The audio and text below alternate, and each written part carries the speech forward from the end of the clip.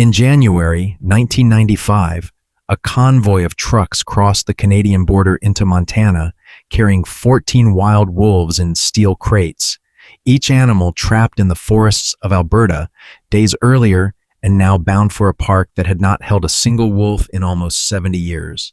What those 14 animals did next would trigger one of the most cited ecological transformations in modern science, spark a scientific fight that is still unresolved today, and turn a single National Park Service decision into the most famous rewilding story in American history. Every claim in this video is drawn from the official records of the Yellowstone Wolf Project, the peer-reviewed research of ecologists William Ripple and Robert Beshta at Oregon State University, and the more recent studies that have challenged their conclusions.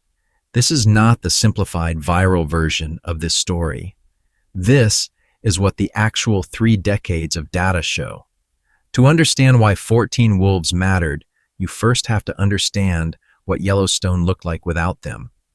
By 1926, the last wolf pack inside Yellowstone National Park had been shot on the orders of the same federal government that had created the park to protect wildlife. Predator control programs, driven by ranchers and a genuine belief that wolves were simply vermin, had eliminated gray wolves from nearly the entire continental United States outside Alaska and a sliver of Minnesota. For the next 7 decades, Yellowstone operated without its top predator, and the landscape adjusted itself accordingly. Elk herds swelled into the thousands, free to graze wherever they wanted, for as long as they wanted, without ever needing to watch the tree line. Along the park's rivers, willow and aspen saplings were chewed down again and again before they could grow past knee height. Beaver colonies, which depend on willow to build dams and survive winter, dwindled to a single colony by the 1990s. A park famous for its wilderness had, in one specific and measurable way, gone quiet. The idea of bringing wolves back had been debated since the 1940s, but it took until the early 1990s for it to become federal policy, and even then it nearly didn't happen. Ranchers surrounding the park warned of livestock massacres. Hunters warned of collapsing elk herds. Lawsuits piled up right until the trucks were already loaded. It was Renee Askins of the Wolf Fund, working alongside biologist Douglas Smith, who spent years building the political case that finally cleared Congress and the courts. In January 1995, the first 14 wolves captured near Hinton, Alberta, were released into acclimation pens inside Yellowstone. A second group of 17 followed in 1996. 31 wolves in total, the entire founding population of what would become one of the most studied predator populations on Earth. What happened next unfolded slower than most people assume. The wolves did not appear and immediately reshape the park. It took years. But biologists tracking radio-collared elk began noticing something. Herds that had once grazed complacently along open riverbanks for hours started moving. Elk began avoiding the valley bottoms and gorges where a wolf could corner them, retreating instead to higher, more open ground where they could see a predator coming from a distance. Scientists call this pattern the ecology of fear, a change in behavior driven not by how many elk wolves actually killed, but by where elk now refused to linger. Ripple and Beshta began measuring what happened in the spaces elk were now avoiding. Willow stands along Blacktail Deer Creek and the Lamar Valley, chewed to stubble for decades, started growing past the height an elk could reach. Aspen groves that had shown no new growth since before the wolves disappeared began producing young saplings again. Beaver colonies, tracked continuously by park biologists, expanded from a single colony in the 1990s to 9 documented colonies within the following decade, each new dam slowing water, creating ponds, and building exactly the kind of wetland habitat that had vanished along with the willows. Songbird numbers tied to willow habitat increased. The research made an extraordinary claim, one that would eventually reach millions of people far outside academic journals. Wolves, by changing where elk were willing to stand still, had indirectly changed the physical shape of Yellowstone's rivers. By the early 2000s and 10s, this idea had a name: Trophic Cascade, and a viral moment. A short film built on Ripple and Beshta's research, narrated with the story of wolves supposedly changing the very course of rivers, was watched tens of millions of times.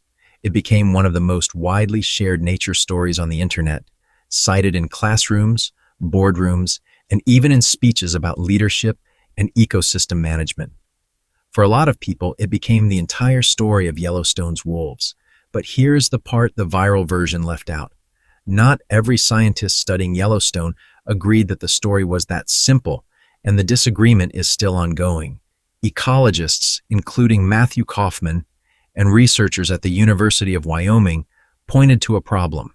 Willow and aspen recovery was not happening evenly across the park. Some stream banks with heavy wolf presence showed no recovery at all, while some areas with fewer wolves recovered just fine. Other researchers noted that Yellowstone's bison population had roughly quadrupled during the same decades, and bison graze very differently than elk, potentially reshaping vegetation on their own. Climate data showed changing precipitation patterns across the same period, which independently affects how fast willow and aspen can grow back. And crucially, human hunters outside the park boundary had also been killing far more elk during these same years, which on its own would explain a shrinking, more cautious elk herd, wolves or not. None of this means the wolves did nothing.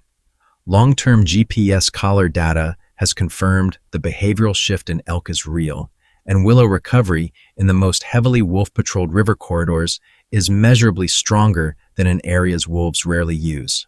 But the clean, single-cause story of the viral video, "Wolves Fix the Rivers," turned out to be one piece of a far messier puzzle involving bison, climate, hunting pressure, and decades of interacting variables that no single predator fully controls, which raises a question worth sitting with for a moment. If the truth is this tangled, does that make the wolves' return any less remarkable, or does it just mean we owe the real story more honesty than a 2-minute clip can hold? What is not in scientific dispute is the wolf population itself. From those original 31 animals, Yellowstone's wolf population grew to more than 100 within the park boundary by the early 2000s, organized into distinct, fiercely territorial packs that biologists have tracked by name for 30 years. Today, the population inside the park hovers between roughly 100 and 125 wolves across 8 to 10 packs, a number the ecosystem's food supply can sustain without the boom and bust collapses biologists once feared. The economic side of the story surprised even the people who pushed for reintroduction.